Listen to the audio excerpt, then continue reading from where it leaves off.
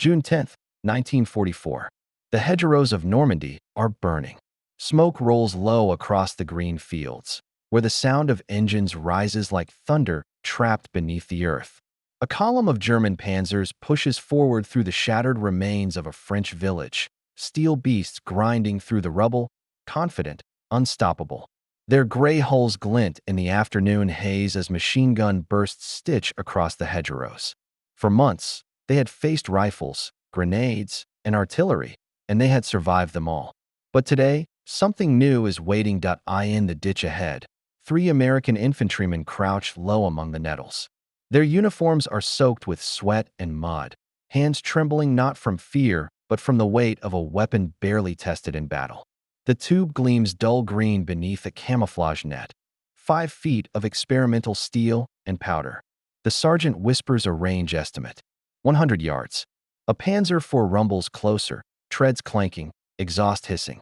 The loader slips a rocket into the smooth tube and taps the shoulder of the gunner. The man exhales, sighs, and squeezes the trigger. A sudden hiss. Then a streak of white smoke tears through the air. For a heartbeat, nothing.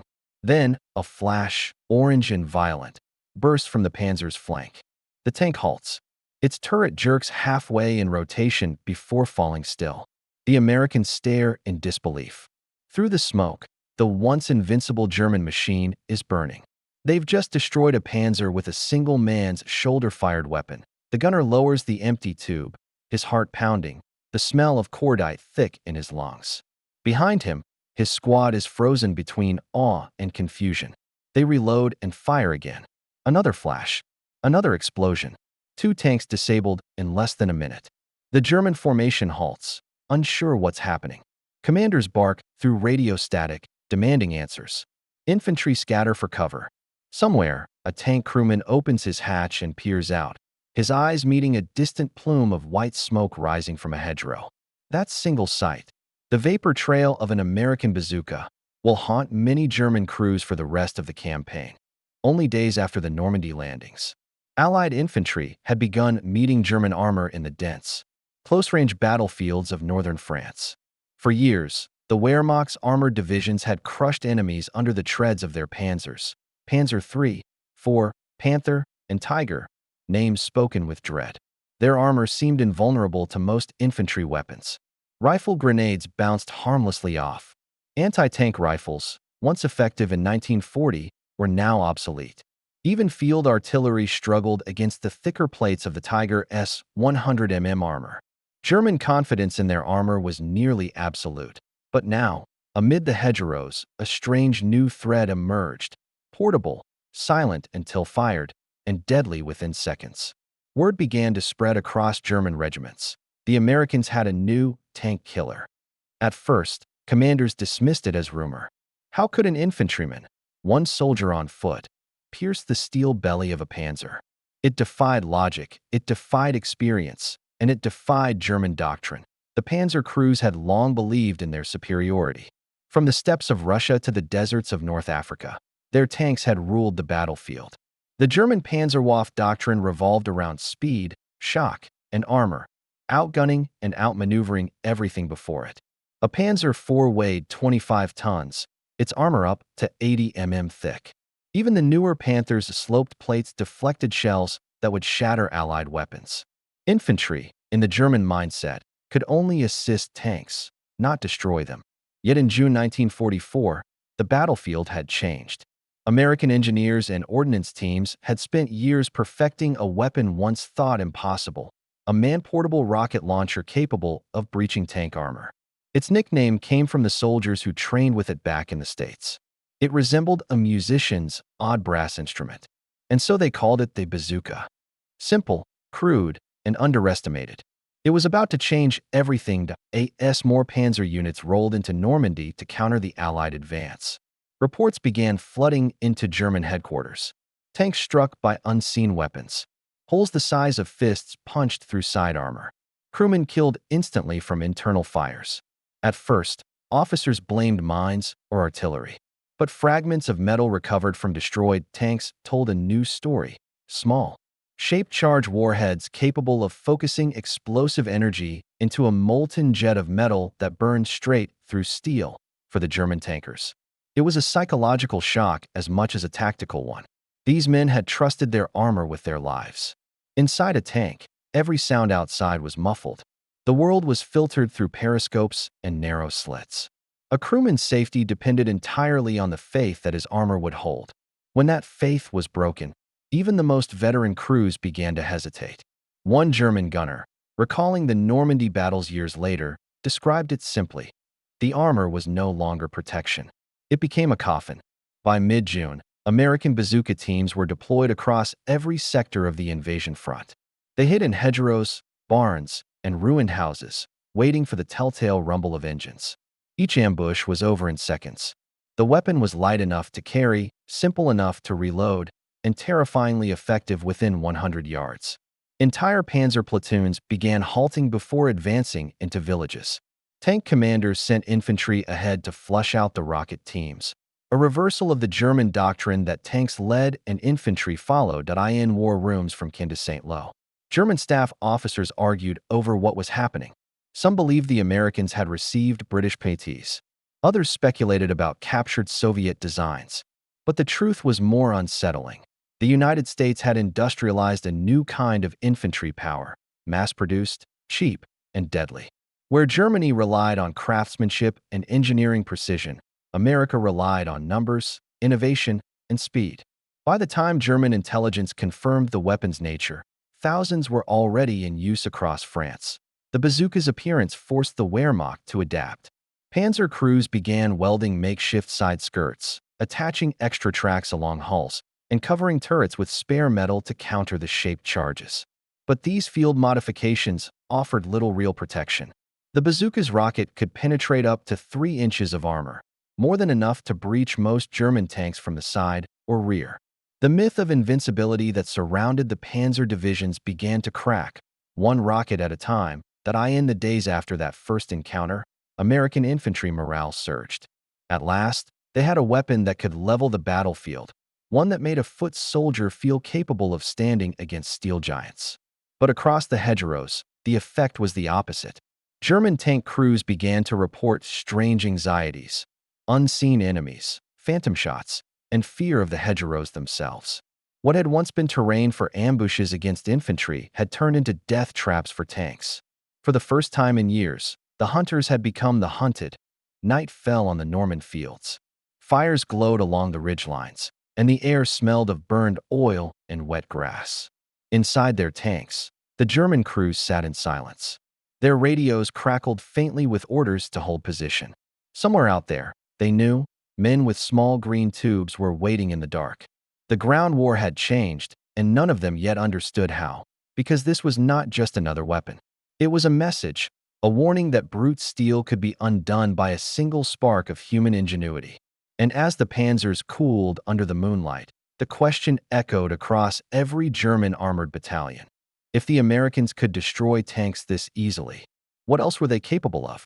The secret behind the shock was not luck, but science, refined, tested, and carried on the shoulders of ordinary men. The American bazooka was born not in a battlefield trench, but in the quiet laboratories of Aberdeen Proving Ground. In 1942, engineer Edward Ewell and rocket pioneer Colonel Leslie Skinner worked with little more than scrap tubing, steel sheets, and a desperate idea.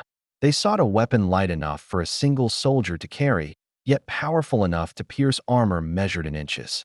Their concept harnessed the same shape charge principle first observed by Swiss chemist Egon Neumann, a focused explosion that turned copper into molten fire, boring through metal as easily as a bullet through glass. The first prototypes looked absurd: long pipes, crude firing triggers, and finned rockets prone to misfire. Yet during testing, they obliterated steel plates that defied rifle fire. The Ordnance Department seized on the potential immediately. By mid-1942, the M1 rocket launcher, nicknamed Bazooka after the comedic musical instrument of radio performer Bob Burns, was accepted for production. What had started as a risky experiment now streamed down American assembly lines. Ford, General Electric, and Chrysler churning out tubes and rockets by the tens of thousands. In less than a year, the The bazooka was as common as the M1 Garand rifle. The key lay in its simplicity. At 5 feet long and weighing barely 13 pounds, the weapon could be carried by a single soldier and operated by two. The rocket itself was a marvel of miniature engineering. A 2.36-inch diameter shell with a hollow charge that directed explosive force into a pinpoint jet. Upon impact, the cone-shaped cavity funneled detonation energy into a lance of plasma that burned through steel armor faster than a blink. No conventional bullet or shell could achieve that kind of concentration. It wasn't brute force. It was precision chemistry turned into battlefield art. In Normandy, that science met the enemy head-on. German tankers who once scoffed at American infantry now faced an invisible rival, one that could kill from the shadows without a sound until the rocket left its tube. Inside a Panzer IV, a crewman might hear a faint hiss, then feel a hammer blow reverberate through the armor before the world turned into fire. The shaped charge didn't just pierce steel. It ignited ammunition, fuel, and oxygen all at once. The result was catastrophic, instant internal detonation. Crews had seconds, sometimes less, to escape. For the first time since 1940, German tank commanders began issuing orders to advance with caution rather than confidence. The bazooka's introduction forced a radical rethink in armored warfare. German manuals had long stressed frontal assaults, charging into villages, trusting armor to absorb punishment. But the bazooka's 100-yard effective range favored ambush tactics. American infantry learned to let tanks pass, striking from the flanks or rear where armor was thinner. Soldiers studied angles, distances, and the shimmer of exhaust vents like hunters stalking prey. The weapon's sound, a short, sharp whoosh, became infamous. Survivors described it as the last sound a tank ever heard. As German intelligence officers examined the wreckage of their burned-out machines. Disbelief turned to respect and then to fear. Reports described precise, round holes through armor plate, melted edges glistening like glass. It contradicted every assumption of physics that field officers knew. Panzer crews called the weapon Raketen Panzerbucks, but even the name carried unease, a grudging acknowledgement of technological parity from a nation that prided itself on mechanical superiority. By late June, the weapon's reputation had reached the upper command of Panzergruppe West. Field Marshal Gehr von Schweppenberg ordered reconnaissance to capture one intact. When a damaged American position near St. Lo yielded a bazooka tube, German engineers examined it with fascination. They saw no gears, no complex mechanisms, and no secret material. Just a tube, a battery, and a rocket, childlike in design, devastating in purpose. What unsettled them most was how easily it could be reproduced. Within months, German factories would begin producing their own version, the Panzerschreck, an enlarged 88mm copy with a blast shield. But for the crews in Normandy, that imitation came too late. One battle in particular etched the bazooka's name into legend: the fight for the French village of Carentan. June 12, 1944. The 101st Airborne Division had secured the town after brutal street combat, only to face a counterattack by the Panzerlehr Division, one of the most experienced German armored units. At dawn, heavy tanks rolled through mist-covered fields, their cannons pounding American positions. The paratroopers, short on anti-tank guns, turned to their few bazookas that two-man teams hid behind stone walls and hedgerows, waiting as the lead tanks entered the outskirts. At 75 yards, Private Joseph Pinder of the 501st leaned over a shattered fence and fired. His rocket struck the lead Panzer just behind its road wheels. The explosion blew open the side plate, setting off ammunition inside. Flames burst through the hatches.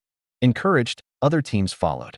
Within minutes, 4 tanks were immobilized, clogging the road and trapping the rest of the column. American mortars rained in from above, while infantry swarmed the flanks. By noon, the German advance was halted completely. Afterward, prisoners spoke of their confusion. One captured tank commander insisted the shots had come from artillery. Another swore his tank had been hit by mines. None could accept that a man kneeling in mud had destroyed 40 tons of armor with a tube he carried on his shoulder. German confidence, the invisible armor that once surrounded their armored core, had shattered. The psychological toll rippled through every armored unit that followed. Behind the scenes, American logisticians raced to deliver even more launchers to the front. Assembly lines back home tripled output, producing new variants with improved firing circuits and rockets. Engineers refined the propellant for more consistent burn, and field units learned how to improvise extra batteries from Jeep parts when standard cells ran out. The bazooka was more than a weapon. It was a symbol of American adaptability. When something failed, soldiers fixed it in the field. When a new German armor variant appeared, engineers modified the warhead. It was an evolving system of survival and innovation, an industrial conversation carried out across continents. For the German crews, however, adaptation came slower. They began welding mesh screens, hanging spare track links, and adding skirt plates called Schürzen to their Panzers. Some helped against early rockets, deflecting the plasma jet before it fully formed. But every modification added weight, slowed movement, and consumed time. In a war of speed and momentum, that delay was deadly. The bazooka had done more than punch holes in armor. It had forced the enemy to fight the clock. The balance of power had shifted quietly, invisibly. The U.S. infantrymen, once vulnerable against tanks, now possessed the power of armor itself. German soldiers began to treat every hedgerow, every ditch, and every window as a potential ambush. The battlefield had become a chessboard where even pawns could slay kings. The very notion of armored invincibility, a foundation of Blitzkrieg, was disintegrating by the end of the Normandy campaign. Allied intelligence noted a sharp decline in German armored counterattacks against infantry-heavy sectors. It wasn't lack of fuel or ammunition alone. It was fear of the unseen tube, the hiss in the hedgerow, and the invisible flame that no amount of armor could stop. The bazooka had changed the rhythm of battle and the psychology of those who fought it. And as the front moved east toward the German border, the weapon would only evolve, longer range, heavier warheads, and new models like the M9A1. But the question still lingered in every German command briefing. If a simple 5-foot launcher could humble a Panzer, what other American inventions waited beyond the horizon? The answer, as the war pressed toward its climax, would reshape not only the battlefield but also the entire philosophy of modern warfare. By the late summer of 1944, the legend of the bazooka had spread through every front line in Europe. It was whispered in foxholes, shouted across tank intercoms, and scribbled nervously into field diaries. German armored columns now advanced like hunted animals, slow, cautious, scanning every field for the glint of a launcher. The weapon had transformed not only tactics, but also the psychology of war itself. For the first time, the might of German steel faced something it could not intimidate: a common soldier with a rocket in the villages of Normandy. Farmers returned to find the carcasses of tanks littering their fields, turrets blown off, armor peeled open like fruit. Many bore the same round holes that told the story of a bazooka strike. American units began to document the weapon's effectiveness meticulously. Crews reported near-perfect kills at short range. Commanders started integrating bazooka teams directly into infantry platoons. A single pair of men could now hold off an armored patrol that once required artillery support. The battlefield balance was shifting with quiet, relentless force at the same time. German engineers scrambled to adapt. They increased the thickness of frontal armor, introduced skirt plating, and even experimented with reactive coatings to deflect the shaped charges. But the problem was no longer simply material, it was philosophical. The bazooka had proven that innovation and simplicity could defeat complexity. The once proud engineering might of the Reich was now reacting instead of leading. For every new layer of armor, the Allies responded with a new warhead. The contest became a duel of minds as much as machines. The human cost, however, was immense. Inside the smoldering wrecks of Panzers lay the remains of crews who had once been considered elite. Many were veterans of Russia or Africa, men hardened by years of battle. Their loss demoralized not just the armored divisions, but the entire corps that depended on them. Letters recovered from fallen tankers spoke of exhaustion and dread, of hearing the hiss before everything went black. In their own words, they described the weapon as a ghost, appearing without warning, invisible until the strike. For every bazooka fired, there was a man on the receiving end who realized too late that the rules of survival had changed. American soldiers, too, felt the burden of their newfound power. The bazooka demanded nerve and precision. One mistake could expose the team to machine gun fire or the crushing treads of a charging tank. Many who carried it did not survive their first ambush. Yet the weapon offered a rare kind of equality. A private with steady hands could stop an armored spearhead worth millions. For every man who shouldered that green tube, there was a flicker of belief that even the smallest figure on the battlefield could shape history. Behind that belief stood an invisible army of engineers and workers back home. In Detroit, Cleveland, and Philadelphia, factories ran day and night forging launchers, assembling rockets, and testing propellants. Women on assembly lines packed shaped charge cones with precision rivaling that of gunsmiths. Every component carried the fingerprints of industrial America, the fusion of science, sweat, and scale. It was not just a weapon. It was the embodiment of a nation's ability to innovate faster than its enemy could react. As the Allied push moved toward the Siegfried Line, bazooka teams became the spear point of assault. In the forests near Aachen, in the frozen hell of the Ardennes, the weapon proved its worth again and again. During the Battle of the Bulge, bazooka fire stopped German tanks from overrunning American positions at places like Bastogne and Elsenborn Ridge. Soldiers fired from basements, snowbanks, and tree lines, sometimes so close that shrapnel tore their own uniforms. The snow muffled the hiss of rockets, and the white vapor trails etched across the gray landscape like streaks of defiance. Captured German reports from the Ardennes revealed the fear etched into the hearts of armored crews. Commanders began forbidding advances into forested terrain without infantry screens. Tankers were ordered to fire blindly into suspected ambush zones. The Wehrmacht, once the master of mechanized warfare, now found itself bogged down by hesitation. Each advance was slower, each attack more cautious. The very doctrine of Blitzkrieg, speed, surprise, and aggression, was dissolving under the weight of a simple rocket launcher. When the war finally turned onto German soil in early 1945, the bazooka had become a symbol of inevitability.